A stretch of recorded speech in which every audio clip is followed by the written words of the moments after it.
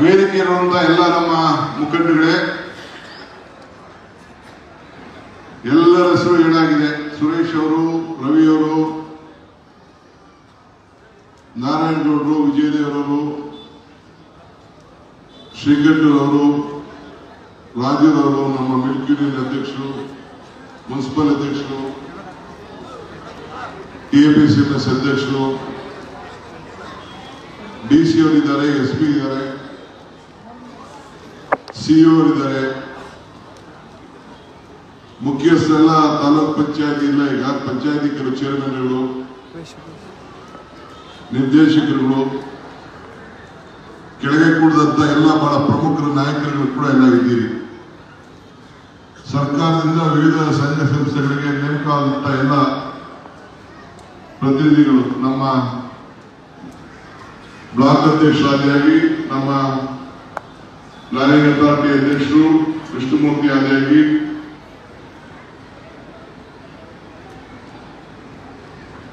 ನಮ್ಮ ಗ್ಯಾರಂಟಿ ಸಮಿತಿ ಅಧ್ಯಕ್ಷರು ದಿಲೀಪ್ ಆದಿಯಾಗಿ ಎಲ್ಲ ಕೂಡ ಎಲ್ಲ ಇದ್ದಾರೆ, ಮಾಧ್ಯಮ ಸ್ನೇಹಿತರೆಲ್ಲ ಇದ್ದಾರೆ. ಈಗಾಗಲೇ ನಮ್ಮ ಮಂಜುನಾಥ್ ಅವರು, ನಮ್ಮ ಮೂಲ ದಾಳಿಂಬ ಅವರು ಈ ಸಲ ಈ ಒಂದು ಸರ್ವೆ ಇಲಾಖೆಯ ಜವಾಬ್ದಾರಿಯನ್ನು ಸರ್ಕಾರ ವಹಿಸಿದೆ. ನಮ್ಮ ತಾಲೂಕಿನಿಂದ ಅವರು ಒಬ್ಬರು IAS ಅಧಿಕಾರಿ, ಅವರಿಗೆ ಈ ತಾಲೂಕಿನ ಸೇವೆ ಮಾಡುವಂತ ಒಂದು ಭಾಗ್ಯ ಇವತ್ತು ಅವ್ರ ಕೈಗೆ ಸಿಕ್ಕಿದೆ. ಅವರು ಸುರೇಶ್ ಮತ್ತು ಕೃಷ್ಣ ಬೈರೇಗೌಡರು ಎಲ್ಲ ಕೂತ್ಕೊಂಡು ಮಾತಾಡಿ ಇಡೀ ದೇಶಕ್ಕೆ ಒಂದು ಮಾದರಿಯಾದಂತ ಒಂದು ಕಾರ್ಯಕ್ರಮ, ಸುಮಾರು 100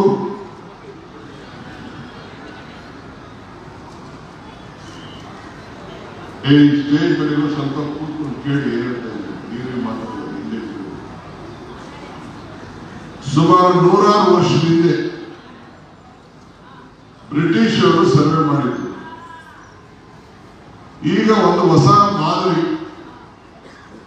ಯಾರು ನಮ್ಮ ಜನ ಪೊಲೀಸ್ ಸ್ಟೇಷನ್ಗೆ ಹೋಗಬಾರ್ದು, ಅಣ್ತಂದ್ರೆ ಕಿತ್ತಾಡಬಾರ್ದು, ಅಕ್ಕಪಕ್ಕ ಜಮೀನು ಕಿತ್ತಾಕಬಾರ್ದು, ನಿಮ್ಮ ಆಸ್ತಿ ಮೇಲೆ ಬೇರೆಯವರು ಅದನ್ನೆಲ್ಲ ಬರ್ಸ್ಕೊಡ್ಬಾರ್ದು, ಎಲ್ಲ ಬಡವರು ಕೂಡ ಲಂಚ ಕೊಡೋದು ನಿಂತ್ಕೋಬೇಕು, ತಾಲೂಕು ಆಫೀಸ್ಗೆ ತಿರುಗಬಾರ್ದು, ಸರ್ವೆ ಇಟ್ಕೊಂಡು ಓಡಾಡಬಾರ್ದು ಅಂತ ಹೇಳಿ ಈ ಒಂದು ಬೃಹತ್ ಬದಲಾವಣೆಯ ಯೋಜನೆಯನ್ನ ಇವತ್ತು ನಮ್ಮ ಸರ್ಕಾರ ತಂದಿದೆ.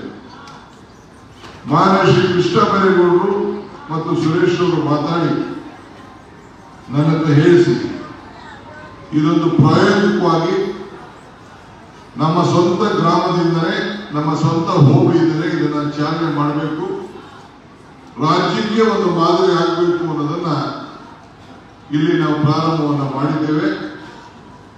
ಇದು ನಿಮಗೆಲ್ಲ, ನಿಮ್ಮ ಮುಂದಿನ ತಲೆಮಾರಿಗೂ ಕೂಡ ಅನುಕೂಲ ಆಗುವಂತ ಒಂದು ಕಾರ್ಯಕ್ರಮವನ್ನು ಇವತ್ತು ರೂಪಿಸಿ ಈ ಪ್ರಾರಂಭವನ್ನು ಮಾಡಿದ್ದೇವೆ. ಇದಲ್ಲದೆ ನಾನು ಉಪಮುಖ್ಯಮಂತ್ರಿ ಆದ್ಮೇಲೆ ನಿಮ್ಮನ್ನ ಭೇಟಿ ಮಾಡೋದು ಬಹಳ ಕಷ್ಟ. ಬಹಳ ಜನ ಬಂದು ಹೋಗ್ತಾ ಇದ್ರಿ, ನನಗೂ ಮನಸ್ಸು ನೋವಾಗ್ತಾ ಇದೆ. ಸುರೇಶ್ ಅವರು ಕೂಡ 8 ಕ್ಷೇತ್ರ ಕೂಡ ನಿಭಾಯಿಸಬೇಕು, ಅದು ಕೂಡ ಸಮಸ್ಯೆ ಇದೆ. ಆ ದೃಷ್ಟಿಯಿಂದ ಮೊನ್ನೆ ನಾನು ಕನಕಪುರದಲ್ಲಿ ಈ ರೀತಿ ಕಾರ್ಯಕ್ರಮ ಮಾಡಿದಾಗ ನಮ್ಮ ಶ್ರೀಕಂಠ ಅವರು ಸಲಹೆ ಮಾಡಿದ್ರು, ಇದು ಹೋಬಳಿಗಳು ಹೋಗೋದ್ರಿಂದ ಅಲ್ಲಿ ಜನರಿಗೂ ಅನುಕೂಲ ಆಗ್ತದೆ ಅನ್ನೋದು ಒಂದು ಅವರ ಸಲಹೆ ಕೂಡ ಇತ್ತು. ಅದಾದ್ಮೇಲೆ ಸಾತ್ತೂರು ಹೋಬಳಿನೂ ಕೂಡ ಮಾಡಿದೆ. ಇವತ್ತು ಉಯ್ಯಮೂಡಿ ಹೋಗ್ಲಿಕ್ಕೆ ಬಂದಿದ್ದೀನಿ. ಇನ್ನು ಮುಂದೊಂದು ತಿಂಗಳು ನಾನು ಕೋಡಳ್ಳಿ ಹೋಗ್ಲಿಕ್ಕೆ ಹೋಗ್ತೀನಿ. ಅದಾದ್ಮೇಲೆ ಕಸ್ಬಾ, ಹಿಂಗೆಲ್ಲ ಒಂದೊಂದು ತಿಂಗಳು ಒಂದೊಂದು ದಿನ ನಮ್ಮ ಕಾರ್ಯಕರ್ತರನ್ನ ಭೇಟಿ ಮಾಡಿದಂಗೆ ಆಗ್ತದೆ, ಅವರ ಸಮಸ್ಯೆಯನ್ನು ಆಲಿಸಿದಂಗೆ ಆಗ್ತದೆ ಅಂತೇಳಿ ಇವತ್ತು ಈ ಕಾರ್ಯಕ್ರಮವನ್ನು ರೂಪಿಸಿದ್ದೇವೆ. ಈಗಾಗಲೇ ಸುರೇಶ್ ಅವರು ಹೇಳಿದರೆ ನಮ್ಮ ಹೋಬಳಿಯಲ್ಲಿ 35 ಗ್ರಾಮ ಇದೆ. 2 ಗ್ರಾಮ ಅರಣ್ಯಕ್ಕೆ ಸಂಬಂಧಪಟ್ಟಂತ ಗ್ರಾಮ, ಅದನ್ನ ಪೆಂಡಿಂಗ್ ಇದೆ. ಅರಣ್ಯದಂತೂ ನಿಮ್ಗೆ ಗೊತ್ತಲ್ಲ, ಯಾವ ಮೊತ್ತಲ್ಲ ಜಾಸ್ತಿ ಅವರು, ಅದನ್ನು ಸರಿ ಮಾಡ್ತೇವೆ. 33 ಗ್ರಾಮ ಇವತ್ತು ತೆಗೆದುಕೊಂಡಿದ್ದೇವೆ.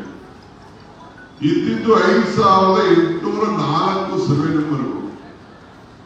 ಈಗ ಅದರ 23,469 ಸರ್ವೆಗಳಾಗಿ ಇವತ್ತು ಆಗಿದೆ.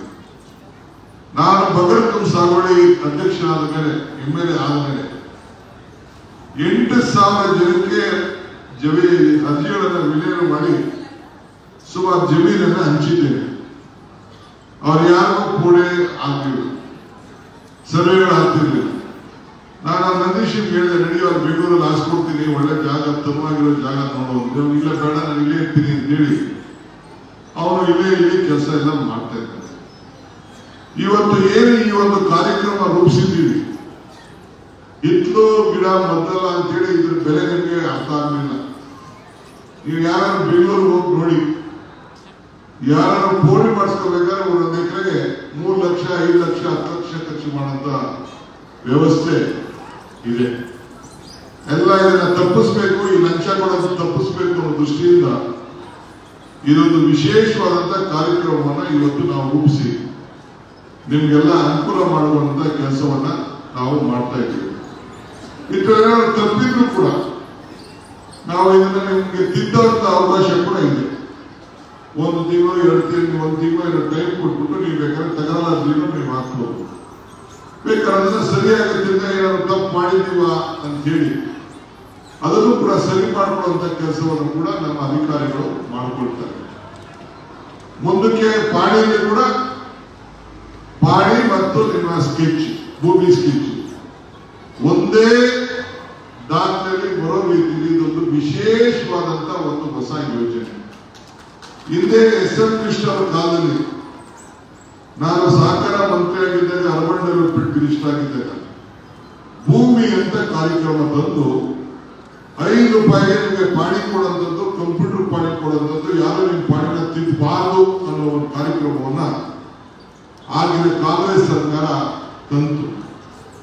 ಇವತ್ತು ಕೂಡ ಬೆಂಗಳೂರು ನಗರದಲ್ಲಿ ನಾನು ಎಲ್ಲ ದಾಖಲೆಗಳನ್ನ ಸ್ಕ್ಯಾನ್ ಮಾಡಿಸ್ತಾ ಇದ್ದೀನಿ. ಅಲ್ಲೂ ಕೂಡ ಒಂದು ವಿಶೇಷವಾದಂತ ಕ್ರಾಂತಿ ರೂಪದಲ್ಲಿ ಒಂದು ಬದಲಾವಣೆಯನ್ನು ತರ್ತಾ ಇದ್ದೀವಿ. ಅದೇ ರೀತಿ ಇಲ್ಲೂ ಕೂಡ ನಿಮ್ಮ ಎಲ್ಲ ಆಸ್ತಿಗಳನ್ನ ಇವತ್ತು ಸರಿ ಮಾಡಲಿಕ್ಕೆ ಈ ಒಂದು ವ್ಯವಸ್ಥೆಯನ್ನು ಮಾಡ್ತಾ ಇದ್ದೀವಿ. ನಮ್ಮ ಎಡಮರಡಿ ಬೈರೇಗೌಡರು ಇವತ್ತಿಲ್ಲ, ವೈಡಿ ಬೈರೇಗೌಡರು ಇವತ್ತಿಲ್ಲ, ತಾಲೂಕ್ ಪಂಚಾಯತಿ ಅಧ್ಯಕ್ಷರಾಗಿದ್ದರು. DK ಸುರೇಶ್ MP ಆದ್ಮೇಲೆ ಇವತ್ತು ಏನು ನಮ್ಮ ಮಹಾತ್ಮ ಗಾಂಧೀಜಿಯವರ ಹೆಸರಿನಲ್ಲಿ ನರೇಗಾ ಕಾರ್ಯಕ್ರಮ ಮಾಡಿದ್ರು, ಇಡೀ ದೇಶದಲ್ಲಿ ಅತಿ ಹೆಚ್ಚು ಹಣವನ್ನ ಖರ್ಚು ಮಾಡಿದ್ರು. ಅವರು BJP ಸರ್ಕಾರದವ್ರು ಬಂದು ನಾವೇನೋ ದುಡ್ಡನ್ನ ಹೊಡೆದ್ಬಿಟ್ಟಿದೀವಿ ಇಲ್ಲಿ ಅಂತ ಹೇಳಿ ತಿದ್ದುಬಿಟ್ಟು ಏನೋ ಒಂದು ಹೆಚ್ಚು ಕಮ್ಮಿ ಮಾಡ್ಬಿಟ್ಟಿದೀವಿ ಅಂತ ಹೇಳಿ ಎಲ್ಲಾ ಕೆಲಸದವ್ರನ್ನೆಲ್ಲ ಕಂಪ್ಲೀಟ್ ಎಲ್ಲ ಡೆಲ್ಲಿಯಿಂದ ಎಲ್ಲ ಬಂದು ಸರ್ವೆ ಮಾಡಿದ್ರು. 200-300 ಕೋಟಿ ರೂಪಾಯಿ ಅಷ್ಟು ಹಣ ನಮ್ಮ ತಾಲೂಕಲ್ಲಿ ಒಂದೊಂದು ಪಂಚಾಯತಿಗೆ 3 ಕೋಟಿ 4 ಕೋಟಿ 5 ಕೋಟಿ ರೂಪಾಯಿ ಹಣ ಕೂಡ ನಾವು ಖರ್ಚು ಮಾಡಿದ್ದು. ಅದನ್ನ ನಮ್ಮ ಮೇಲೆ ತೆರಿಗೆ ಕೂಡ ಮಾಡಿಸಿದ್ರು. ಅದು ಹೆಚ್ಚು ಬಂದು ಪ್ರೈಸ್ ಕೊಡಬೇಕಾಯ್ತು. ನಾನು MLA, ನನ್ನ ಕಳೆದ MLA ಕೊಟ್ಟರೆ ಅವಮಾನ ಆಯ್ತದೆ ಅಂತ ಹೇಳಿ ಕೊನೆಗೆ ಕರ್ಕೊಂಡು ಬಂದು ಆಗ ಈಶ್ವರಪ್ಪ ಮಂತ್ರಿ ಏನ್ ಮಾಡ್ತದೆ, ಶಿವಕುಮಾರ್ಗೆ ಕೊಡಬೇಕಾಗ್ತದೆ ಅಂತ ಹೇಳಿ ಕೊನೆಗೆ ತಳ್ಳಿ ನಮ್ಮ ಬೈರೇಗೌಡರನ್ನ ಡೆಲ್ಲಿ ಕಳಿಸಿಸ್ಬಿಟ್ಟು ಇಡೀ ದೇಶದಲ್ಲಿ ಅತಿ ಹೆಚ್ಚು ಹಣವನ್ನ ನರೇಗಾ ಯೋಜನೆಯಲ್ಲಿ ಖರ್ಚು ಮಾಡೋದು ಕನಕಪುರ ತಾಲೂಕು ಅಂತ ಹೇಳಿ ಕನಕಪುರ ತಾಲೂಕಿಗೆ ಒಂದು ಹೆಸರನ್ನ ಬಂದಿದ್ದು ಇತಿಹಾಸನ ಯಾರು ಬದಲಾವಣೆ ಮಾಡಲಿಕ್ಕೆ ಸಾಧ್ಯ ಇಲ್ಲ. ಆ ರೀತಿ ಇವತ್ತು ಆಗಿದೆ. ಇಡೀ ದೇಶದಲ್ಲಿ ನಮ್ಮ ತಾಲೂಕಿನಲ್ಲಿ DK ಸುರೇಶ್ ಲೋಕಸಭಾ ಕ್ಷೇತ್ರದಲ್ಲಿ ಆದಂತ ಕುಡಿಯುವ ನೀರು, ಶುದ್ಧ ನೀರಿನ ಘಟಕಗಳು ಏನು ಪ್ರಾರಂಭ ಆಯಿತು, ಇಡೀ ದೇಶದಲ್ಲಿ ನಮ್ಮ ಕ್ಷೇತ್ರದಲ್ಲಿ ಆದಷ್ಟು ಮೊದಲಿಗೆ ಎಲ್ಲೂ ಕೂಡ ಆಗಿಲ್ಲ.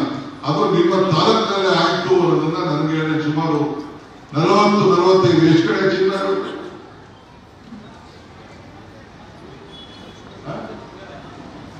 ನಮ್ಮ ತಾಲೂಕಿನಲ್ಲಿ 120 ಈ 120 ಕಡೆ ಶುದ್ಧ ನೀರಿನ ಘಟಕವನ್ನ, ಯಾಕೆ ಅಂದ್ರೆ ಈ ಅರ್ಕಾವತಿ ನೀರು ಒಳಗಡೆ ಹೋಗ್ತಾ ಇದೆ, ಎಲ್ಲರಿಗೂ ಆರೋಗ್ಯ ಹೆಚ್ಚು ಕಮ್ಮಿ ಆಗ್ತದೆ. ಹಿಂದೆ ನಮ್ಮ ವಿಜಯದೇವರು ಮತ್ತು ಕೆಲವು ಡಾಕ್ಟರ್ಗಳು ಬಂದು ಭೇಟಿ ಮಾಡಿ ಅತಿ ಹೆಚ್ಚು ನಮ್ಮಲ್ಲಿ ಕ್ಯಾನ್ಸರ್ ಜಾಸ್ತಿ ಆಗ್ತಾ ಇದೆ ಅಂತ ಹೇಳಿ ಕೆಲವು ಡಾಕ್ಟರ್ಗಳು ಬಂದಂತ ಚರ್ಚೆ ಮಾಡಿದ್ರು. ಇದಾದ್ಮೇಲೆ ಏನೇ ಆಗಲಿ ಹಾಸ್ಪಿಟಲ್ ಹೋದ್ರೆ ನಾವೇ ಹೋಗ್ಬೇಕಲ್ಲ. ಇದನ್ನ ತಪ್ಪಿಸ್ಬೇಕು ಅಂತೇಳಿ ನಮ್ಮ ಕೈಯಿಂದ ನಮ್ಮ ಹಣದಿಂದ ಹಾಕಿ ನಮ್ಮ ಸ್ವಂತ ಹಣದಿಂದ ಎಲ್ಲ ಇದನ್ನ ಕಟ್ಟಿ ಕೊಟ್ಟು ಈ ಕೆಲವು ಪಂಚಾಯತ್ಗಳ ಜವಾಬ್ದಾರಿಯನ್ನ ವಹಿಸಿದ್ದಾರೆ. ಕೆಲವು ಸರ್ಕಾರದ ವತಿಯಿಂದ ಕೂಡ ನಾವು ಮಾಡಿದ್ದೀವಿ. 120 ಮಾಡಿರುವಂತದ್ದು ದಾಖಲೆ. ಇದಲ್ಲದೆ ನಮ್ಮ ರೈತರು ಒಂದು ರೈತರಿಗೆ ಇಲ್ಲ, ಇಬ್ರು ರೈತರಿಗೆ ಒಂದು ಟ್ರಾನ್ಸ್ಫರ್. ಕಾಶ್ಮೀರಿಂದ ಕನ್ಯಾಕುಮಾರಿವರೆಗೂ ಯಾವ ತಾಲೂಕಿನಲ್ಲೂ ಇಲ್ಲ ಆ ರೀತಿ. DK ಸುರೇಶ್ ನಾನು ಹಿಂದೆ ವಿದ್ಯುತ್ ಶಕ್ತಿ ಮಂತ್ರಿಯಾದಾಗ ಇಡೀ ದೇಶದಲ್ಲಿ ಎಲ್ಲೂ ಕೂಡ ಇಲ್ಲಿರುವಂತದ್ದು ಅವರ ಲೋಕಸಭಾ ಕ್ಷೇತ್ರಕ್ಕೆ ಸಂಬಂಧಪಟ್ಟಂತೆ ಕುಣಿಗಲ್ಲು, ರಾಮನಗರ, ಚನ್ನಪಟ್ಟಣ, ಮಾಗಡಿ, ಕನಕಪುರ ಇಷ್ಟು ಕಡೆ ಈ 5 ಕಡೆ ಕೂಡ ಈ ಟ್ರಾನ್ಸ್ಫರ್ನ ಹೈ ವೋಲ್ಟೇಜ್ ಡಿಸ್ಟ್ರಿಬ್ಯೂಷನ್ ಸಿಸ್ಟಮ್ ಅಂತ ಹೇಳಿ ಮಾಡಿದ್ದೀವಿ. ಇನ್ನ ಎಲ್ಲೂ ಅದನ್ನ ಬೇರೆ ಕಡೆ ಮಾಡಕ್ ಆಗಲಿಲ್ಲ. ಇದು ಕೂಡ ಒಂದು ದಾಖಲೆ ಆಗಿ ಇವತ್ತು ಪರಿವರ್ತನೆ ಆಗಿದೆ.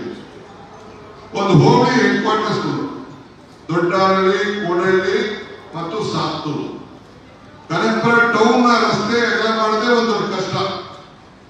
ಈಗ ಏನೋ ದಬಾಯಿಸಿ ಒಂದು ರೋಡ್ ನ ಹೊಡಿಸ್ಬಿಟ್ಟೆ. ಸಿದ್ದಿ ಅವ್ರ ಕಾಲದಲ್ಲಿ ಮಾಡಕ್ ಆಗಿರ್ಲಿಲ್ಲ. ನಾನು ಹೊಡಿಸಿ ಅದನ್ನು ಮಾಡಿದೆ. ಯಾರು ಜಮೀನು ಮಾರ್ಕೋಬೇಡಿ ಅಂತ ಹೇಳಿದೆ ನಿಮಗೆ. ಅದಾದ್ಮೇಲೆ ಆಲ್ರೆಡಿ ಓಡಿಸ್ದೆ, ಕೋಡಹಳ್ಳಿ ಓಡಿಸ್ದೆ, ಸಾತ್ತೂರು ಓಡಿಸ್ದೆ. ಎಷ್ಟಿತ್ತು ನಿಮಗೆ 10-15 ವರ್ಷದಿಂದ ನಿಮಗೆ ಭೂಮಿ? ಇವತ್ತು ಎಷ್ಟಿದೆ? ಇವತ್ತು ಯಾರ ಲಾಭ? ನಿಮ್ ಜೋಬ್ನ ದುಡ್ಡು ಕೊಡಕ್ ಆಗದೆ ಇರ್ಬೋದು. ನಿಮ್ಮ ಆಸ್ತಿ ಮೌಲ್ಯಗಳನ್ನ ಹೆಚ್ಚಿಗೆ ಮಾಡಲಿಕ್ಕೆ, ನಿಮ್ಮ ಬದುಕಿನಲ್ಲಿ ಒಂದು ಬದಲಾವಣೆಯನ್ನು ತರಲಿಕ್ಕೆ ಇಂಥ ಒಂದು ವಿಶೇಷವಾದಂತಹ ಕಾರ್ಯಕ್ರಮವನ್ನು ರೂಪಿಸಿ ಇವತ್ತು ಹೋಬಳಿ ಹೆಡ್ ಕ್ವಾರ್ಟರ್ಸ್ ಅಲ್ಲೂ ಕೂಡ ಈ ದೊಡ್ಡಹಳ್ಳಿ, ಸಾತ್ತೂರಲ್ಲೂ ಕೂಡ 1,500-2,000 ರೂಪಾಯಿ ಜಮೀನು ಕೊಡಿಸ್ಬಿಟ್ಟು ಕನಕಪುರ ಟೌನ್ ಅಲ್ಲಿ ಬರೀ 300 ರೂಪಾಯಿ ಕೊಟ್ಟಿದ್ದೀವಿ. ನಿಮ್ಗೆ 1,500-2,000 ರೂಪಾಯಿ ಕೊಟ್ಟಿದ್ದೀವಿ. ಕೊಡಿಸ್ಬಿಟ್ಟು ಆ ರೋಡನ್ನ ಅಗಲೀಕರಣವನ್ನು ಮಾಡಿ ಇದಕ್ಕೆ ಒಂದು ಹೊಸ ರೂಪವನ್ನ ಕೊಟ್ಟಿದ್ದೇವೆ. ನಾನು ನಿಮ್ಗೆಲ್ಲ ಹೇಳೋದಿಷ್ಟೇ, ಉಯ್ಯಂಬಳಿ ಹೋಬಳಿಯವರಿಗೆ ಮತ್ತು ನಮ್ಮ ತಾಲೂಕವರಿಗೆ ಇವತ್ತು ಹೇಳ್ತಾ ಇದ್ದೀನಿ, ಇದು ಬೆಂಗಳೂರು ದಕ್ಷಿಣ ಜಿಲ್ಲೆ ಅಂತೇಳಿ ಈಗಾಗಲೇ ಕ್ಯಾಬಿನೆಟ್ ಅಲ್ಲಿ ತೀರ್ಮಾನ ಮಾಡಿ ಡೆಲ್ಲಿಗೆ ಹೋಗಿದೆ. ಎಲ್ಲ ಕಡೆ NOC ಬಂದಿದೆ. ಹೋಮ್ ಮಿನಿಸ್ಟ್ರಿಂದ, ನಮ್ಮ ಸೆಂಟ್ರಲ್ ಹೋಮ್ ಮಿನಿಸ್ಟ್ರಿಂದ ಇಂಟೆಲಿಜೆನ್ಸ್ ಅವರು, IB ಅವರು ಒಂದು ರಿಪೋರ್ಟ್ ಕಳಿಸ್ಬೇಕಂತೆ. ಅದೊಂದು ಪೆಂಡಿಂಗ್ ಇದೆ. ನಾನು ಸದ್ಯದಲ್ಲೇ ಹೋಮ್ ಮಿನಿಸ್ಟರ್ಗೆ, ಪ್ರೈಮ್ ಮಿನಿಸ್ಟರ್ ಕೂಡ ನಾನು ಪತ್ರವನ್ನು ಬರೆದು ಮನವಿಯನ್ನು ಮಾಡಿಕೊಳ್ಳಲಿದ್ದೇನೆ. ಇವತ್ತು ನಾಳೆ ಬರೀತಾ ಇದ್ದೀನಿ. ಅದಾದ್ಮೇಲೆ ಬಹುಶಃ ಅವರು ಕ್ಲಿಯರೆನ್ಸ್ ಮಾಡ್ತಾರೆ. ಅದಾದ್ಮೇಲೆ ಬೆಂಗಳೂರು ದಕ್ಷಿಣ ಜಿಲ್ಲೆ ಅಂತ ಅನೌನ್ಸ್ ಆಗ್ತದೆ. ಮುಂದಕ್ಕೆ ಇವತ್ತು ನಾನು ಹೇಳ್ತಾ ಇದ್ದೀನಿ, ತಂದೆ ತಾಯಿಗಳಿಗೆ ಹೇಳ್ತಾ ಇದ್ದೀನಿ, ಮಕ್ಕಳಿಗೆ ಹೇಳ್ತಾ ಇದ್ದೀನಿ, ಯುವಕರಿಗೆ ಹೇಳ್ತಾ ಇದ್ದೀನಿ, ನೀವು ಯಾವ ಏಜೆಂಟ್ ಬಂದ ಅಂತೇಳಿ ಜಾಸ್ತಿ ಕೊಡ್ತಾರೆ ಅಂತೇಳಿ ನಿಮ್ ಜಮೀನನ್ನು ಮಾರ್ಕೊಳಕ್ ಹೋಗ್ಬೇಡಿ. ನಿಮ್ ಜಮೀನ್ ಬೆಲೆ ಈಗ ಏನಾಗ್ತದೆ ಇರೋದು ಬಿಜೆಪಿಯವರು, ದಳದವರು ಬಹಳ ಟೀಕೆ ಟಿಪ್ಪಣಿ ಮಾಡ್ತಾ ಇದ್ದಾರೆ. ಅವ್ರ ಆಸ್ತಿಗಳು ಯಾಕೆ ಇಲ್ಲಿ ಬರ್ಬೇಕಾಯ್ತು? ಅವರು ಎಲ್ಲ ಅಲ್ಲೇ ಊರಲ್ಲಿ ಇರ್ಬೋದಾಯ್ತಲ್ಲ. ಇಲ್ಲೇ ಬಂದು ರಾಜಕಾರಣಕ್ಕೆ ಯಾಕೆ ಇಲ್ಲಿ ಬರ್ಬೇಕಾಯ್ತು? ಇಲ್ಲೇ ಬಂದು 100 ಎಕರೆ ಯಾಕೆ ತಗೋಬೇಕಾಯ್ತು? ಅದನ್ನೆಲ್ಲ ಈಗ ನಾನು ಚರ್ಚೆ ಮಾಡಕ್ಕೆ ನಾನು ಹೋಗುದಿಲ್ಲ. ಸೊ ಅದಕ್ಕೆ ಈ ಬೆಂಗಳೂರಿನ ನಮ್ಮದು, ನಾವು ಬೆಂಗಳೂರು ಜಿಲ್ಲೆಯವರು. ಈಗ ನಾನು ಜಿಲ್ಲಾ ಪಂಚಾಯತಿ ಮೆಂಬರ್ ಇದ್ದೆ. ಎಲ್ಲಿದ್ದೆ ನಾನು? ಬೆಂಗಳೂರು ಗ್ರಾಮಾಂತರ ಜಿಲ್ಲಾ ಪಂಚಾಯತಿ ಮೆಂಬರ್ ಇದ್ದೆ. ಸುರೇಶ್ MP ಕನಕಪುರ ಕ್ಷೇತ್ರ ಇತ್ತು. ಕನಕಪುರ ಕ್ಷೇತ್ರ ಬದಲು ನಾನು ಬೆಂಗಳೂರು ಗ್ರಾಮಾಂತರ ಕ್ಷೇತ್ರ ಅಂತ ಹೇಳಿ ಒಪ್ಕೊಂಡು ಹೋಗಿದ್ದೆ. ಯಾಕೆಂದ್ರೆ ನಮ್ಮ ಹೆಸರು, ನಮ್ಮ ಸ್ವಾಭಿಮಾನ. ಈಗ DK ಶಿವಕುಮಾರ್ ಅಂದ್ರೆ ದೊಡ್ಡಹಳ್ಳಿ ಕೆಂಪೇಗೌಡರ ಮಗ ಶಿವಕುಮಾರ್ ಅಂತ. ನನ್ನ ಹೆಸರನ್ನ ದೊಡ್ಡಹಳ್ಳಿಯಿಂದ ತೆಗೆದಾಕ್ಬೇಕಾಗ್ತದ? ಹಾಗೆ ನಿಮ್ಮ ಹೆಸರನ್ನ ಬೆಂಗಳೂರಿಂದ ತೆಗೆದಾಕಕ್ಕೆ ಆಗ್ತದ? ರಾಮನಗರ ತುಳಸ್ಪೇಟೆ ಅಂತ ಇತ್ತು. ರಾಮನಗರ ಅಂತ ಹೆಸರಿತ್ತು. ಅದು ನಾನು ರಾಮನಗರ ಹೆಡ್ ಕ್ವಾರ್ಟರ್ಸ್ ತೆಗಿತಾ ಇರೋದು. ರಾಮನಗರ ಹೆಡ್ ಕ್ವಾರ್ಟರ್ಸ್ ಅಲ್ಲೇ ಇರ್ತದೆ. ಇವತ್ತು ರಾಮನಗರದಲ್ಲಿ ಏನು ಒಂದು ಆಸ್ಪತ್ರೆ ಇದೆ, ಅಲ್ಲಿ ಮೆಡಿಕಲ್ ಕಾಲೇಜ್ ಇವತ್ತು ನಡೀತಾ ಇದೆ. ಕನಕಪುರದಲ್ಲಿ ಮೆಡಿಕಲ್ ಕಾಲೇಜ್ ಏನ್ ದೊಡ್ಡ ಗಲಾಟೆ ಶುರು ಮಾಡುದು, ನಮ್ದು ಕಿತ್ಕೊಂಡು ಆಯ್ತಪ್ಪ, ನಿಮ್ಗೆ ಅಲ್ಲೇ ನಡೀಲಿ ಫಸ್ಟ್ ಅಂತೇಳಿ ಈಗ ಅಲ್ಲಿ ನಡೀತಾ ಇದೆ. ನನಗೆ ಗೊತ್ತಿದೆ ಕನಕಪುರದಲ್ಲಿ ಯಾವಾಗ ಶುರು ಮಾಡಿಸ್ಬೇಕು ಅನ್ನೋದು ಕೂಡ ನನಗೆ ಅರಿವಿದೆ. ಯಾಕೆಂದ್ರೆ ಕ್ಯಾಬಿನೆಟ್ ಅಲ್ಲಿ 2 ಬಾರಿ ಬಜೆಟ್ ಅಲ್ಲಿ ಅನೌನ್ಸ್ ಆಗಿದ್ದು. ಒಂದ್ ಕಡೆ ಯಡಿಯೂರಪ್ಪನವ್ರ ಕಾಲದಲ್ಲಿ ಅನೌನ್ಸ್ ಆಗಿತ್ತು, ಕುಮಾರಸ್ವಾಮಿ ಅವ್ರ ಕಾಲದಲ್ಲಿ, ಆಮೇಲೆ ಯಡಿಯೂರಪ್ಪನವ್ರು ಆಯಿತು, ಆಮೇಲೆ ಸಿದ್ದರಾಮಯ್ಯ ಅವ್ರ ಕಾಲದಲ್ಲೂ ಕೂಡ ಈಗ ಅನೌನ್ಸ್ಮೆಂಟ್ ಆಗಿದೆ. ಅದರ ಇನ್ನ ಕೆಲಸ ಪ್ರಾರಂಭ ಆಗಿಲ್ಲ, ಅದೊಂದು ಬಾಕಿ ಉಳ್ಕೊಂಡಿದೆ. ಅದಾದ್ಮೇಲೆ ಇನ್ನ ಬೇರೆ ಬೇರೆ ಏನೇನೋ ಯೋಜನೆಗಳನ್ನು ನಾವು ತಯಾರು ಮಾಡ್ತಾ ಇದ್ದೀವಿ. ಹಂಗೆ ನೀವು ನನಗೆ ಸಿಗ್ಲಿಲ್ಲ, ಶಿವಕುಮಾರ್ಗೆ ಹೋಗಿಲ್ಲ, ಪಾರ್ಲಿಮೆಂಟ್ ಎಲೆಕ್ಷನ್ ಬಂತು. ಪಾರ್ಲಿಮೆಂಟ್ ಎಲೆಕ್ಷನ್ಗೆ ಓಟು ಯಾಕೆ ಕಾಯ್ದು ಅಂತ ನಾವು ಆತ್ಮಸಾಕ್ಷಿ ನಾನು ಬಿಟ್ಬಿಡ್ತೀನಿ. ಆತ್ಮಸಾಕ್ಷಿ ಇನ್ನೊಬ್ಬ ಎಂಪಿಗೆ ಓಟ್ ಹಾಕಿ ಬೇರೆಯವ್ರನ್ನ ಗೆಲ್ಸಿದ್ರು. ನಮ್ಮ ಕ್ಷೇತ್ರದಲ್ಲೂ ನನಗೆ 1,20,000 22,000 ಗೆಲ್ಸಿದ್ರಿ. ಪಾರ್ಲಿಮೆಂಟ್ ಅಲ್ಲಿ ಕಡಿಮೆ ಆಯ್ತು. ಬಹುಶಃ ಎಲ್ಲರೂ ಬಹಳ ಸಂತೋಷ ಇರಬೇಕು. ಹೊಸ ಎಂಪಿ ನೀವು ಆಯ್ಕೆ ಮಾಡ್ಕೊಂಡಕ್ಕೆ ಏನ್ ದಿನ ಬಂದು ಬೆಳಗ್ಗೆ ಸಾಯಂಕಾಲ ಸರ್ವಿಸ್ ಮಾಡ್ತಾ ಇರ್ಬೇಕು ಅಂತ ಕಾಣ್ತದೆ. ಏನ್ ಬೆಳಗ್ಗೆ ಹೋದ ತಕ್ಷಣ ನಿಮ್ಗೆಲ್ಲ ಬೋರ್ವೆಲ್, ನೀರು, ಜಮೀನು ಎಲ್ಲ ಏನೇನು ಬೇಕು ಎಲ್ಲ ಅನುಕೂಲ ಆಗ್ತಾ ಇದೆ ಅಂತ ಕಾಣ್ತದೆ. ಸಂತೋಷ ಆಗಿದೆ. ಜನ ಯಾರು ಓಟ್ ಹಾಕಿದ್ರೆ ಅವ್ರಿಗೆ ಸಂತೋಷ ಇದೆ. ಆದ್ರೆ ನನಗೇನು ಬೇಜಾರಿಲ್ಲ. ಈ ಕಾರ್ಯಕ್ರಮ ಏನ್ ನಾವು ಮಾಡ್ತಾ ಇದೀವಿ, ದಡಕ್ಕೆ ಓಟ್ ಹಾಕಿ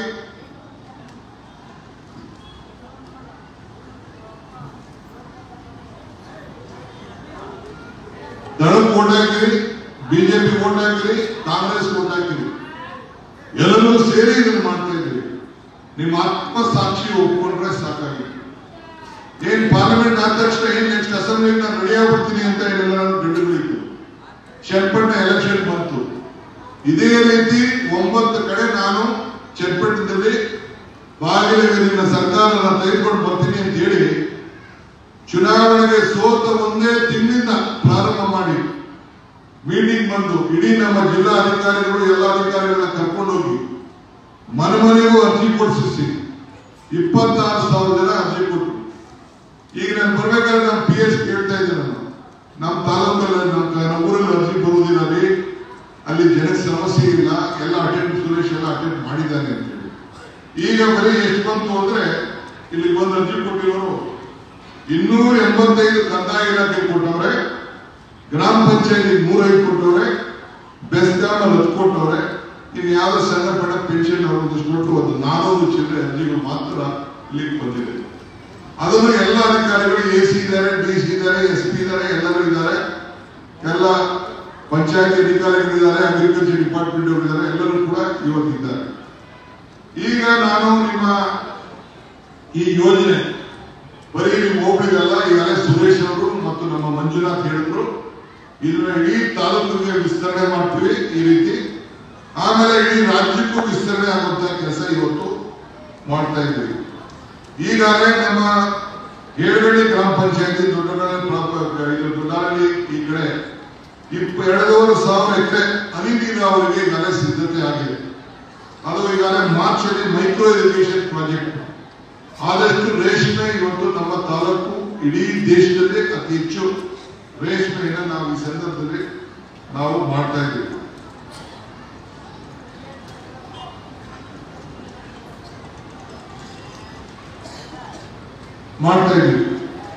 ಈಗ ಅತಿ ಹೆಚ್ಚು ರೇಷ್ಮೆ ನಮ್ಮ ಜಿಲ್ಲೆ, ನಮ್ಮ ತಾಲೂಕು, ಇಡೀ ರಾಜ್ಯದಲ್ಲಿ ಆಗ್ತಾ ಇದೆ. ಒಳ್ಳೆ ರೇಟು ಸಿಗ್ತಾ ಇದೆ.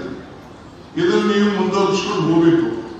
ಈ ಹನಿ ನೀರಾವರಿ ಮಾಡ್ತಾ ಇರ್ತಾರೆ 2,500 ಎಲ್ಲರೂ ಕೂಡ ಆದಷ್ಟು ರೇಷ್ಮೆಗೆ ಈಗ ಒಳ್ಳೆ ದೊಡ್ಡ ಮಾರ್ಕೆಟ್ ಅನ್ನು ಮಾಡ್ತಾ ಇದ್ದೀವಿ.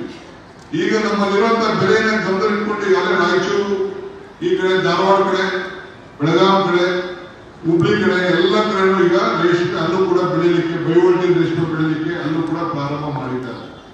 ಸೊ ಹೀಗೆ ಮೊನ್ನೆ ನಾನು ರೇಷ್ಮೆ ಶಾಲ್ ತರಿಸಿದೆ, ಮೈಸೂರು ಸಿಲ್ಕ್ ರೇಷ್ಮೆ ಶಾಲು. ಬೆಳಗಾವಿಯಲ್ಲಿ ಗಾಂಧೀಜಿಯವರ 100ನೇ ವರ್ಷದ ಆಚರಣೆ ಸಂದರ್ಭದಲ್ಲಿ ಒರಿಜಿನಲ್ ರೇಷ್ಮೆ ಒಂದು ಶಾಲ್ಗೆ 14,000 ರೂಪಾಯಿ ಬೀಳ್ತು. ಅಂದ್ರೆ ರೇಷ್ಮೆ ಬೆಲೆ ಅಷ್ಟಾಗ್ತಾ ಇದೆ. ನನಗೆ ಗೊತ್ತಿರಲಿಲ್ಲ, ಯಾವುದೋ ಕಾಲದಲ್ಲಿ ನನ್ನ ಹೆಂಡತಿಗೆ ಸೀರೆ ತಂದಾಗ 3,000 4,000 ಇತ್ತು. ಈಗ ಯಾರು ಗೆಸ್ಟ್ಗಳಿಗೆ ಸೀರೆ ತರ್ಸೋಣ ಅಂತ ಹೇಳಿದ್ರೆ 75,000 50,000 ರೂಪಾಯಿ ಆಯ್ತು. ಇಷ್ಟು ಒಂದು 20-25 ವರ್ಷದಲ್ಲಿ ಇಷ್ಟು ಬದಲಾವಣೆ ಆಗೋಗಿದೆ. ಇರ್ಲಿ, ಇವತ್ತು ಒಂದು ದಿನಕ್ಕೆ ರೇಷ್ಮೆ ಸೀರೆ ಬಂತು ಅಂದ್ರೆ ಅರ್ಧ ಗಂಟೆಗೆ ಎಲ್ಲ ಖಾಲಿ ಆಗಿಬಿಡ್ತಿರುತ್ತೆ. ಅಂದ್ರೆ ಒರಿಜಿನಲ್ ರೇಷ್ಮೆ. ಹಂಗೆ ನೀವು ನಿಮ್ಮ ರೇಷ್ಮೆಯನ್ನ ಬೆಳೆಯೋದನ್ನ ನೀವು ಯಾರು ಬೆಳೆಸಕ್ ಹೋಗ್ಬೇಡಿ. ಇವತ್ತು ಬರೀ ಬೀರಬಳ್ಳಿ, ಈಗ ಸುತ್ತಮುತ್ತಲು ತಾವರಗಟ್ಟೆ, ಆರೋಬೆಲೆ, ಬೇಕುಪ್ಪೆ ಈ ಸುತ್ತಮುತ್ತಲು ಸೀಮಿತವಾಗಿರಬಾರ್ದು. ಅದು ಒಳ್ಳೆ ಬೆಳೆ. ಈಗ ತರ ನನಗೆ ಯಾರೋ ಹುಡುಗ ನಮ್ಮ ಹೂ ಕೊಟ್ಟ, ನಾನೇ ಇಲ್ಲಿ ಬೆಳೀತಾ ಇದ್ದೀನಿ ಕಣ್ಣ, 7 ಎಕರೆ ಹಾಕಿದ್ದೀನಿ, 3 ಎಕರೆ ಅಂತ ಹೂ. ಹಾಗೆ ನಮ್ಮ ಹಾರ್ಟಿಕಲ್ಚರ್ ಅಲ್ಲಿ ಈಗಾಗಲೇ ನಮ್ಮ ಶ್ರೀಕಂಠರು ಕೂಡ ಸುಮಾರು 16 ಜನ ಪ್ರೋತ್ಸಾಹ ಕೊಡ್ತಾ ಇದ್ದಾರೆ. ಈಗ ಹಾರ್ಟಿಕಲ್ಚರ್ ಪ್ರೋತ್ಸಾಹ ಜೊತೆ ಈಗ ಅಗ್ರಿಕಲ್ಚರ್ ಕಾಲೇಜ್ ಪ್ರಾರಂಭ ಮಾಡಿಸಿದ್ದೀನಿ. ಎಲ್ಲಿ ಕರೇಮನವರ ಕಾಲದಲ್ಲಿ ಗಾಂಧಿ ಫಾರ್ಮ್ ಅಂತ ಒಂದು ಜಮೀನನ್ನ ತೆಗೆದು ಗಾಂಧಿ ಫಾರ್ಮ್ ಅಂತ ಹೆಸರಿಟ್ಟಿದ್ರು ಕರೇಮನವರು. ಆರುಳಿತವು ಒಂದು 50 ಎಕರೆ 60 ಎಕರೆ 70 ಎಕರೆ ಇತ್ತು. ಅದನ್ನ ಖಾಲಿ ಇಡಬಾರ್ದು ಅಂತ ಹೇಳಿ ಶ್ರೀಕಂಠ ಅಧ್ಯಕ್ಷ ಆದ್ಮೇಲೆ ಹೇಳಿ ನಾನು ಮುಂಜೂರು ಮಾಡಿಸ್ಕೊಡ್ತೀನಿ ಅಂತ ಹೇಳಿ ಮೊನ್ನೆ ತಾನೇ ಉದ್ಘಾಟನೆ ಮಾಡಿದ್ದೀನಿ. ಅವರು ಎಲ್ಲ MSc ಅಗ್ರಿಕಲ್ಚರಿಸ್ಟ್, ಅವರು BSc MA ಎಲ್ಲ. ಮುಂದಕ್ಕೆ ನಮ್ಮ ಕನಕಪುರದಲ್ಲೇ ಅಗ್ರಿಕಲ್ಚರ್ ಕಾಲೇಜ್ ಕೂಡ ಈ ವರ್ಷದಿಂದ ಪ್ರಾರಂಭವನ್ನ ಮಾಡಿದೀವಿ. ಇದು ಎಲ್ಲ ನಿಮ್ಮ ತಲೆ ನಿಲ್ಲಲಿ. ಬರೀ ಇಂಜಿನಿಯರು ಡಾಕ್ಟರು ಅಂತ ಅನ್ಕೊಂಡು ಹೋಗಿ ಬೇರೆ ಬೇರೆ ಯಾರು ತಗೊಂಡು ಹೋಗಿ ಮಾಡಕ್ ಹೋಗಿ, ಇದನ್ನು ಕೂಡ ಮುಂದಕ್ಕೆ ನೀವು ಅರ್ಜಿ ಹಾಕೊಂಡು ಹೋಗ್ಬೇಕು. ಆಮೇಲೆ ಕಾವೇರಿ ನದಿಯಿಂದ ಸಂಗಮ ಬೆಳೆಯುವಂತ 6ನೇ ಏಮಡಿ ಹೋಬಳಿಗೆ 21 ಕೆರೆಗಳಿಗೆ ನೀರು ತುಂಬಿಸಲಿಕ್ಕೆ ಈಗಾಗಲೇ ಯೋಜನೆ ತಯಾರಾಗಿದೆ. ಟೆಂಡರ್ ಕೂಡ ಅಪ್ರೂವಲ್ ಆಗಿದೆ, ಕೆಲಸ ಕೂಡ ನಡೀತದೆ. 108 ಕೋಟಿ ರೂಪಾಯಿ ವೆಚ್ಚದಲ್ಲಿ ಆ ಯೋಜನೆಯನ್ನ ಈಗಾಗಲೇ ನನ್ನ ಇಲಾಖೆಯಲ್ಲಿ ನಾನು ಅದನ್ನು ತಯಾರು ಮಾಡ್ತಾ ಇದ್ದೀನಿ. ಇದನ್ನ ನಿಮ್ಮ ಕೆರೆಗಳನ್ನ ತುಂಬಿಸಲಿಕ್ಕೆ ಅಂತರ್ಜಲ ಮಿಟ್ಲೇಕಲ್ ಕೆರೆಯಿಂದ ಹಿಡಿದು ಧೂಮದೂರಿಂದ ಹಿಡಿದು ಎಲ್ಲ ಕಡೆ ಸಂಗಮದ ಇದರಿಂದ ಶಿವಶಾಹಿನ ನೀರು ತಂದು ಇಡೀ ನಮ್ಮ ಸಾತ್ತೂರುಗಳಿಗೆ ತುಂಬಿಸಿದ್ದೀನಿ. ಆ ಕಡೆ ಕಸ್ಬಾವಳಿಗೆ ತುಂಬಿಸಿದ್ದೀನಿ. ಎಷ್ಟು ಗೊತ್ತಿದೆಯೋ ನಿಮಗೆ ಗೊತ್ತಿರೋ ಗೊತ್ತಿಲ್ಲ, ಎಷ್ಟೆಲ್ಲ ಮಾಡುವಂತ ಕೆಲಸ ಮಾಡಿ. ಇನ್ನೇನ್ ಮಾಡ್ಲಿಕ್ಕೆ ಸಾಧ್ಯ? ಇನ್ನೇನ್ ಮಾಡ್ಲಿಕ್ಕೆ ಸಾಧ್ಯ? ನಮ್ ಸ್ವಂತ ಜಮೀನುಗಳನ್ನ ಬರ್ಕೊಂಡು ಈಗ ನಿಮ್ಮೂರಲ್ಲಿ ಆಶ್ರಯ ನೋಡಿದ್ದೀರಿ. ಇದನ್ನ ಆ ಗುಡ್ಡೆ ಪಕ್ಕದಲ್ಲಿ ನಮ್ಮ ಸೋಲಾರ್ ಪ್ಲಾಂಟ್ ತೆಗೆದುಕೊಂಡು ಬಂದಿದ್ದೀವಿ. ಎಲ್ಲ ನೋಡಿದಿರ ಸೋಲಾರ್ ಪ್ಲಾಂಟ್? ಎಲ್ಲ ಜಮೀನವ್ರಿಗೆ 25-30 ಸಾವಿರ ರೂಪಾಯಿ ವರ್ಷಕ್ಕೆ ಜಮೀನಿಗೆ ಬೆಳೆ, ಅವ್ರ ಜಮೀನು ಅವ್ರ ಹೆಸರಲ್ಲೇ ಇದೆ. ಅವ್ರಿಗೆ ಬಾಡಿಗೆ 25-30 ಸಾವಿರ ರೂಪಾಯಿ ಬಾಡಿಗೆ ಬರ್ತಾ ಇದೆ ಒಂದು ಎಕರೆಗೆ. ಆ ಬೋರಲ್ಲಿ ಏನ್ ಬೆಳೀತಿದ್ರು ಅವರು, ಯಾರು ಬೇಕಾದ್ರೂ ಮಾರ್ಕೊಳ್ಬಹುದು. ಈಗ ಪಕ್ಕದಲ್ಲಿ ಆಶ್ರಮ ಮಾಡಿಸಿದ್ದೀವಿ. ಇಲ್ಲಿ ಜಮೀನು ನಮ್ಮ ಅಜ್ಜಿ ಹೆಸರಲ್ಲಿ ಜಮೀನ ಖರೀದಿ ಮಾಡಿ ಇಟ್ಕೊಂಡಿದ್ದೆ. ಅಲ್ಲಿ ಸ್ಕೂಲ್ಗೆ ಬರ್ಕೊಟ್ಟಿದ್ದೀವಿ, ಸ್ಕೂಲ್ಗೆ ಆಸ್ತಿ ಬರ್ಕೊಟ್ಟಿದ್ದೀವಿ. ಕನಕಪುರದಲ್ಲಿ 110 ಎಕರೆ ಕೋಡಳ್ಳಿಯಲ್ಲಿ ಬರ್ಕೊಟ್ಟಿದ್ದೀವಿ. ಇನ್ಯಾರು ಮಂಜುನಾಥ್ಗೆಲ್ಲ ಕುಮಾರಸ್ವಾಮಿ ಇಡೀ ರಾಜ್ಯದಲ್ಲಿ 1 ಎಕರೆ ಯಾರು ಇಂಥ ಶಾಲೆಗೆ ಬರ್ಕೊಟ್ಟಿದ್ದಾರ? ಯಾರು ಬರ್ಕೊಟ್ಟಿದ್ದಾರ? ಅವ್ರ ಶಾಲೆಗೆ 1 ಎಕರೆ ಸೈಟ್ ಯಾರು ಬರ್ಕೊಟ್ಟಿದ್ದಾರ? ಇದು ನನಗೋಸ್ಕರ, ನನಗೆ ನೀವು ಸಾಕಿದಿರಿ, ಬೆಳೆಸಿದಿರಿ, ಸುರೇಶ್ನ ಪಾರ್ಲಿಮೆಂಟ್ ಕಳಿಸಿದಿರಿ, ನನ್ನ ಜಿಲ್ಲಾ ಪಂಚಾಯತಿ ಮೆಂಬರ್ ಮಾಡಿದಿರಿ, TAPC ಡೈರೆಕ್ಟರ್ ಮಾಡಿದಿರಿ, MLA ಮಾಡಿದಿರಿ, ಮಂತ್ರಿ ಮಾಡಿದಿರಿ, ಉಪಮುಖ್ಯಮಂತ್ರಿ ಕೂಡ ಮಾಡಿದಿರಿ. ಇದನ್ನ ನಿಮ್ಮ ಋಣವನ್ನ ತೀರಿಸಬೇಕು ಅನ್ನೋ ದೃಷ್ಟಿಯಿಂದ ಇವತ್ತು ಇಂಥ ಕೆಲಸವನ್ನ ಮಾಡ್ತಾ ಇದ್ದೀವಿ. ಇದನ್ನ ಬೇರೆ ಜನರಿಗೆ ಯಾರು ನಮ್ಮ ಪರವಾಗಿ ನಿಂತ್ಕೊಂಡು ಒಳಗಡೆ ತಟ್ಟಿ ಮರಿ ಇಟ್ಟು ಬೇರೆಯವ್ರಿಗೆ ಒತ್ತಿದ್ರು ಅವ್ರು ನೀವು ಹೇಳಬೇಕು, ನಿಮ್ಮ ಆತ್ಮಸಾಕ್ಷಿ ನೀವು ಓಟ್ ಹಾಕ್ಬೇಕು ಮುಂದಕ್ಕೆ ಅಂತ ಹೇಳಿ ನೀವು ಹೇಳುವಂತ ಕೆಲಸವನ್ನು ನೀವೆಲ್ಲ ಸರಿ ಮಾಡಬೇಕು. ಬಹುಶಃ ನಿಮ್ ರಸ್ತೆಗಳಿದೆ, ನಿಮ್ ರಸ್ತೆಗಳು ಈಗ ಕನಕಪುರ ಬೆಂಗಳೂರು ರಸ್ತೆ ಹೆಂಗಿತ್ತು? 2.5 ಗಂಟೆ ನಾನು ಮೋಟರ್ ಸೈಕಲ್ ಬೆಂಗಳೂರು ಹೋಗ್ತಿದ್ದೆ. ಮೋಟರ್ ಸೈಕಲ್ ಬೇರೆ ವ್ಯಾನ್ ಕೂತ್ಕೊಂಡು ನಾನು ಹೋಗ್ತಿದ್ದೆ. ನಾನು MLA ವಸ್ತ್ರಗಳು ಹೇಳ್ತಾ ಇದ್ದೆ. ನಾನು ನಾರಾಯಣ ಒಂದು ಮೋಟರ್ ಸೈಕಲ್ ತಗೊಂಡಿದ್ದೆ. ನನಗೆ ಎಲೆಕ್ಷನ್ ಸೋತ್ತಾರೆ 2.5 ಗಂಟೆ ಆಗ್ತಿತ್ತು. ಈಗ ನಾನು ಬಂದೆ, ಕಾರಲ್ಲಿ ಬಂದೆ, 40 ನಿಮಿಷಕ್ಕೆ ನಾನು ಕನಕಪುರಕ್ಕೆ ಬಂದಿದ್ದೀನಿ. ಎಷ್ಟೊತ್ತಿಗೆ? 40 ನಿಮಿಷಕ್ಕೆ ನಾನು ಕನಕಪುರಕ್ಕೆ ಬಂದಿದ್ದೀನಿ. ಅದಕ್ಕೆ ಮುಂದಕ್ಕಿನ್ನ ಏನೋ ವಿಚಾರ ಇದೆ. ಈಗ ಅದನ್ನೆಲ್ಲ ಬೇಡ. ಅದಕ್ಕೆ ನಾನು ಹೇಳ್ತಾ ಇರೋದು, ಇಂಥ ರಸ್ತೆ, ಇಂಥ ನೀರಾವರಿ ವ್ಯವಸ್ಥೆ, ಒಳಚರಂಡಿ, ಕನಕಪುರ ಟೌನ್ ಒಳಚರಂಡಿ, ನಿಮ್ಮ ಹಳ್ಳಿಗಳಲ್ಲಿ ಕಾಂಕ್ರೀಟ್ ರೋಡು, ನೀವು ಪಕ್ಕದಲ್ಲಿ ಮದ್ದಕ್ಕೆ ಹೋಗಿ ನೀವು ನೋಡಿ ನಿಮ್ಗೆ ಗೊತ್ತಾಗ್ತದೆ. ಮಳವಳ್ಳಿಗೆ ಹೋಗಿ ನೋಡಿ ನಿಮ್ಗೆ ಗೊತ್ತಾಗ್ತದೆ. ಬೇರೆ ಊರಿಗೆ ಹೋಗಿ ನೋಡಿ ಗೊತ್ತಾಗ್ತದೆ. ಚನ್ನಪಟ್ಟಣ ರಾಮನಗರ, ನಾನು ಚನ್ನಪಟ್ಟಣಕ್ಕೆ ಎಲೆಕ್ಷನ್ ಟೈಮ್ ಹೋಗಿದ್ದೆ. ನನಗೆ ಕುಮಾರಸ್ವಾಮಿ 2 ಸತಿ ಚೀಫ್ ಮಿನಿಸ್ಟರ್, ದೇವೇಗೌಡರು ಮುಖ್ಯಮಂತ್ರಿ, ಪ್ರಧಾನಮಂತ್ರಿ. ನಾನು ಮೂಗಿಡ್ಕೊಂಡು ಹೋಗ್ಬೇಕಾದ ಪರಿಸ್ಥಿತಿ ಬಂತು ನನಗೆ. ಈಗ ಸುಮಾರು 700-800 ಕೋಟಿನ ಅಲ್ಲಿ ಮಂಜೂರಾತಿಯನ್ನ ಮಾಡಿಸಿದ್ದೇವೆ. ಸಿದ್ದರಾಮಯ್ಯ ಹೇಳಿ ನಾನು ನನ್ನ ಇಲಾಖೆಯಿಂದ ಆ ಕೆರೆಗೆ ಇದನ್ನು ನದಿ ಪಕ್ಕದಲ್ಲೆಲ್ಲ 100 ಕೋಟಿ ರೂಪಾಯಿ ಬಂಡವಾಳ ಹಾಕಲಿಕ್ಕೆ ಈಗೆಲ್ಲ ವ್ಯವಸ್ಥೆ ಮಾಡಿ ಆ ಚನ್ನಪಟ್ಟಣಕ್ಕೆ ಹೋಗಿದ್ದೆ. ನಾನು ಆ ನೋಡ್ಬಿಟ್ಟು ನನಗೆ ನಾಚಿಕೆ ಆಗ್ತಿತ್ತು. ಸುಮಾರು 200 ಹೆಚ್ಚು ಜಾಗಗಳನ್ನ ಹುಡುಕಿ ಅಲ್ಲಿ ಬಡವರಿಗೆಲ್ಲ ಸೈಟ್ ಹಂಚುವಂತ ಕೆಲಸ. ಒಬ್ಬ ಒಂದು ಸೈಟ್ ಹಂಚಿಲ್ಲ. ಇವತ್ತರೂ ಕನಕಪುರದಲ್ಲಿ ಒಂದು ಸೈಟ್ ಹಂಚಿಲ್ಲ, ರಾಮನಗರದಲ್ಲಿ ಒಂದು ಸೈಟ್ ಹಂಚಿಲ್ಲ. ಈಗ ಸುರೇಶ್ ಅವರು ಮಾಡಿದ್ರೆ ಈಗ 4 ಜನ ಮೊನ್ನೆ ಎಲೆಕ್ಷನ್ ನಡೀತು, ಜನ ಹಾಕೊಂಡ್ರು. ಏನಾದ್ರೆ DK ಶಿವಕುಮಾರ್ ಶಿವಕುಮಾರ್ ಜೊತೆ DK ಸುರೇಶ್ ಜೊತೆ ಕೂರಿಸ್ಕೋಬೇಕು ಅಂತ ಹೇಳಿ 25,000 ಓಟಲ್ಲಿ ಅಭ್ಯರ್ಥಿನ ಗೆಲ್ಲಿಸಿ ನಮಗೆ ಗೌರವವನ್ನ ಉಳಿಸಿಕೊಟ್ರು. ಸೊ ಅದಕ್ಕೆ ನಾನು ನಿಮ್ಗೆ ಹೇಳ್ತಾ ಇದ್ದೀನಿ, ನೀವು ಹುಷಾರಾಗಿರಿ.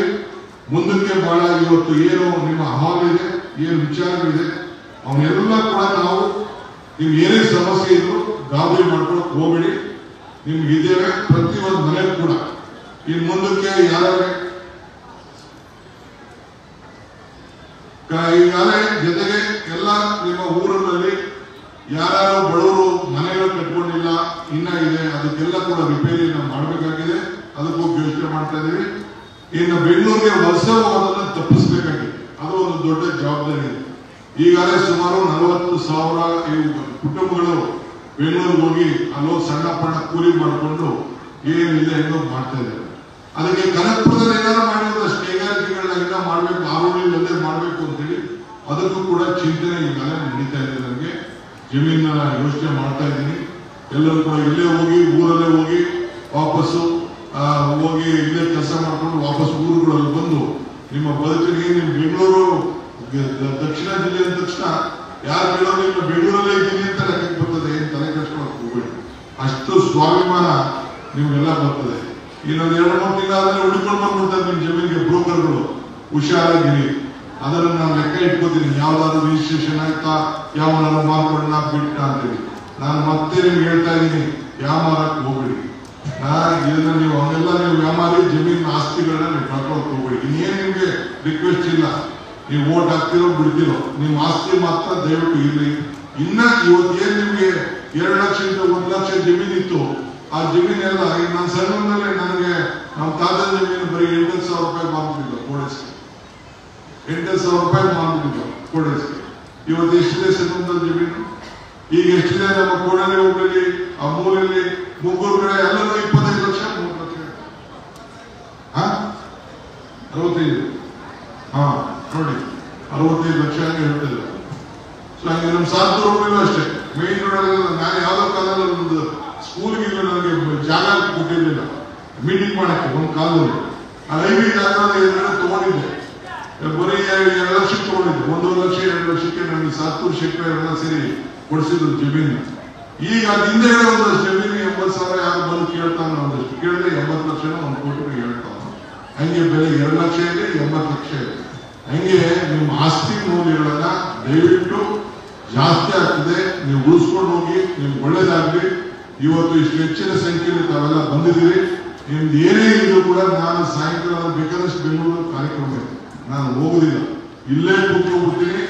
ಯಾರು ಏನಾದ್ರು ಮಾತಾಡೋದಿದ್ರೆ ಮಾತಾಡಿ. ಆಮೇಲೆ ಬೇರೆ ಏಜೆಂಟ್ಗಳು ಬರ್ತಾರೆ ಅಂತ, ಅವೆಲ್ಲ ಏಜೆಂಟ್ಗಳು ಬೆಂಗಳೂರಿಂದ ಬರ್ತಾರೆ. ಹುಷಾರಾಗಿರಿ. ನಿಮ್ ಸ್ವಂತ ಕೆಲಸ ಏನೇ ಇದ್ರು, ನಿಮ್ಮ ಅಣ್ಣ ಕೆಲಸ, ನಿಮ್ಮ ಮಕ್ಕಳ ಕೆಲಸ ಏನೇ ಇದ್ರು ಬನ್ನಿ, ಅವನ್ನೆಲ್ಲ ನಾವು 1-2 ಏನೋ ಮಾಡಿ ಕಾನೂನು ರೀತಿ ಈಗಿನ ಅವಕಾಶ ಇದೆ, ಅದಕ್ಕೆಲ್ಲ ಸರಿ ಮಾಡ್ಕೊಳ್ಳೋಣ. ಇಷ್ಟು ಮಾತ್ರ ಹೇಳಿ ಈ ಒಂದು ಸರ್ಕಾರ ನಿಮ್ಮ ಮನೆ ಬಾಗಿಲಿಗೆ ಬಂದಿದೆ. ಏನೇ ವಿಚಾರ ಇದ್ರು ಕೂಡ ತಾವೆಲ್ಲ ಬಂದು ಸಹಕಾರ ಕೊಡಿ. ಪ್ರತಿ ತಿಂಗಳು ಕೂಡ ನಾನು 1 ದಿನ 2 ದಿನ ನಿಮ್ಗೋಸ್ಕರ ಮೀಸಲಾಗಿರ್ತೀನಿ. ಬಂದು ಟೈಮ್ ವೇಸ್ಟ್ ಮಾಡ್ಕೊಳ್ಕೋಬಿಡಿ. ಇಲ್ಲೇ ಬಂದು ನಾನು ಭೇಟಿ ಮಾಡಿ ನಿಮ್ಗೆ ಏನ್ ಬೇಕು ಸಹಕಾರವನ್ನ ಪಡ್ಕೊಳ್ಬೇಕು ಅಂತ ಹೇಳಿ ತಾವು ಕಾಸಿ. ಒಳ್ಳೆ ಅಧಿಕಾರಿಗಳಿದ್ದಾರೆ, ಯಾರು ವಂಚನೆ ಕೊಡುದಿಲ್ಲ. ಯಾವ ಅಧಿಕಾರಿ ತಹಶೀಲ್ದಾರಿಂದ ಹೇಳಿದ್ರು, BO ಇಂದ ಹೇಳಿದ್ರು, ಕೆಲವು ಪಂಚಾಯತಿಗಳು ಕೆಲವು ಇದಾರಂತೆ, ಅದನ್ನೆಲ್ಲ ಪಟ್ಟಿ ತಪ್ಪಿಸಿದೀವಿ. ನಮ್ಮ ತಪ್ಪಿಸಿದಾರಂತೆ ಯಾರು ಚಪ್ಪರೆ ಹೊಡಿತಾರ, ಇಲ್ಲೇ ಹೊಡಿತಾರ. ಪಂಚಾಯತಿ ಕೆಲವು ಹೇಗಿದೆ ಅಂತ ಗೊತ್ತಿಲ್ಲ. ಬೇರೆ ಏನಿಲ್ಲ, ಒಬ್ಬ ಯಾರು ಇನ್ಸ್ಪೆಕ್ಟರ್ ಯಾರು ಮಾಡ್ತಿದ್ದ, ಅದನ್ನು ಕೂಡ ದಾಖಲೆ ಬಂದಿದೆ. ಅವನು ಶಿಫ್ಟ್ ಮಾಡಕ್ಕೆ ಏರ್ಪಾಟ್ ಮಾಡ್ತಾ ಇದ್ದೀನಿ. ಸೊ ಮಿಕ್ಕಿದ್ದು ಯಾರು ಕೂಡ ನಿಮಗಿಲ್ಲ. ಪೊಲೀಸ್ ಸ್ಟೇಷನ್ ವಿಚಾರ ಮತ್ತೊಂದಕ್ಕೆ ಆ ಕಾನೂನು ಅಡಿಯಲ್ಲಿ ಏನೇನು ಬೇಕು ಮಾಡಬೇಕು. ಇನ್ಸ್ಪೆಕ್ಟರ್ ಅಲ್ಲ ಎಲ್ಲೂ ಇಲ್ಲ. ಯಾವ ಇನ್ಸ್ಪೆಕ್ಟರ್ ಇನ್ಸ್ಪೆಕ್ಟರ್ ಆದ ತಕ್ಷಣ ಕಳ್ತನ ಜಾಸ್ತಿ ಆಗ್ತದೆ. ಅವಕ್ಕೆಲ್ಲ ನಾನು SP ಹೇಳ್ಬಿಟ್ಟಿದ್ದೀನಿ, ಎಲ್ಲೂ ಇನ್ಸ್ಪೆಕ್ಟರ್ ಆಡ್ಸೋದು ಮತ್ತೊಂದಕ್ಕೆ ಯಾವುದಕ್ಕೂ ಅವಕಾಶ ನಮ್ಮ ಜಿಲ್ಲೆಯಲ್ಲಿ ಕೊಡಬಾರದು ಅಂತ ಹೇಳಿದ್ದೀನಿ. ಆ ದೃಷ್ಟಿಯಲ್ಲಿ ನಾವು ನಡೆಸ್ಕೊಂಡು ಹೋಗ್ಬೇಕು. ಎಲ್ಲಿ ಏನೇ ಆದ್ರೂ ಕೂಡ DK ಶಿವಕುಮಾರ್ ಕ್ಷೇತ್ರ ಅಂತ ಬಂದಿದ್ದಾರೆ. ಅವ್ನು ಯಾರೋ ಬಂದು ನಮ್ಮ ಕೊಯ್ಮುಳಿ ಮಗನಿಗೆ ಯಾರೋ ಬಂದು ಹೆಚ್ಚು ಕಮ್ಮಿ ಆಗಬೇಕು ಬರೀ ಏನ್ ಯಾರೋ ಅವ್ರಿಗೆ ಗಲಾಟೆ ಮಾಡ್ಕೊಳೋದಕ್ಕೆ ಬರೀ ನನ್ನ ಹೆಸರೇ ಹೊಡಿತಾ ಇದ್ರು. ಅವ್ನು ನಮ್ಮ ಹುಡುಗ, ಅವ್ನಿಗೆ ಗೊತ್ತಿಲ್ಲ. ಕೊಯ್ಮುಳಿ ನಮ್ಮ ಸ್ವಂತ ತಮ್ಮ ಇದ್ದಂಗೆ ನಾವು ಅವನ್ನ ಜಿಲ್ಲಾ ಪಂಚಾಯತ್ ಅಧ್ಯಕ್ಷ ಮಾಡಿದ್ವಿ. ಏನೆಲ್ಲ ದೊಡ್ಡ ದೊಡ್ಡ ಲೀಡರ್ಗಳೆಲ್ಲ ಬಂದ್ಬಿಟ್ರು. ಇರ್ಲಿ ಅಂತ ಸರಿ ಪಾಪ ಅವ್ನ ಕೈಗೆ ಹೊರಟಾಯ್ತು. ಇರ್ಲಿ, ಯಾವುದೋ ಒಂದು ದೊಡ್ಡ ಗಲಾಟೆ ಆಯ್ತು, ಅವೆಲ್ಲ ಸರಿ ಮಾಡೋಣ. ಬಹಳ ಶಾಂತ ರೀತಿಯಿಂದ ಇರಬೇಕು. ಇವತ್ತು ತಾವೆಲ್ಲ ಬಂದು ವಿಶೇಷವಾಗಿ ನಾನು ಈ ಸಂದರ್ಭದಲ್ಲಿ ಕೃಷ್ಣ ಬೈರೇಗೌಡರಿಗೆ ನಾನು ಅಭಿನಂದಿಸ್ತೇನೆ.